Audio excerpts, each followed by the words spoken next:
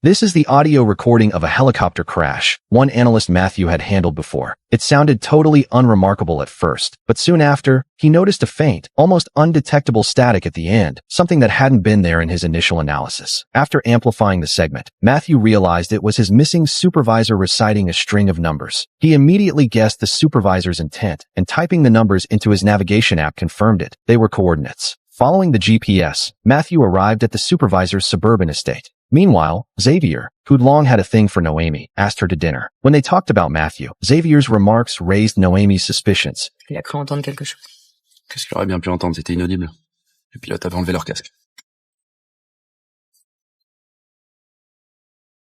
Comment t'es au courant? Pour les casques, comment tu sais? C'est écrit dans le rapport? Le BE l'a déjà publié?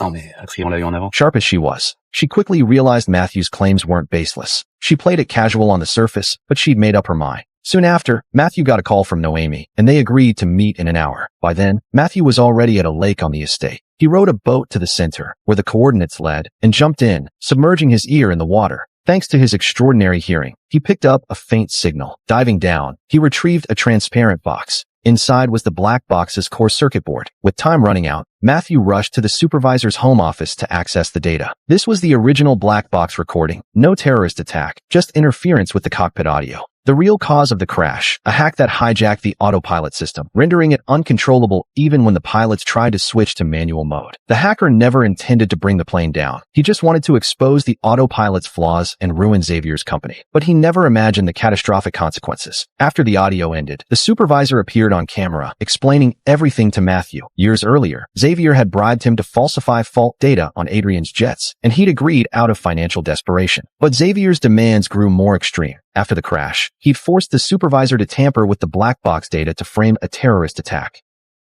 J'ai refusé de méga menacer de me faire tomber, alors... Je ne demande pas à être pardonné. Je mérite probablement ce qui m'arrive, et ce qui m'attend. Mais je veux qu'on sache qui donnait les ordres.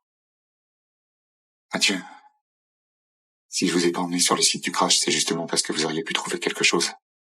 Je sais ce que vous valez.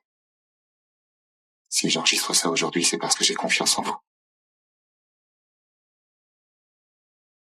Mathieu finally had the truth until he heard noises outside. Someone was coming. Before fleeing, he sent the original files to Noémie, grabbed his tablet and the circuit board, and rushed out of the office. But the hitman was already inside the house. Escape was impossible. In a last-ditch move, Mathieu connected to the office speakers via Wi-Fi, luring the hitman away. He slipped out and jumped in his car, but the hitman gave chase. The killer knew Mathieu's weakness. His exceptional hearing came with extreme sound sensitivity and a chronic ear condition. Using a device to blast deafening noise, he shattered Mathieu's focus. The car swerved out of control, slamming into the curb in a devastating crash. Noémie received the files, but Mathieu never answered her calls. The fragile, relentless man had given his life to uncover the truth. Weeks later, at Xavier's product launch, Noémie played the supervisor's video testimony. The mastermind's ugly truth was exposed to the world, shining under the spotlight, though the man who'd fought to bring it to light was gone. And that's where the story ends.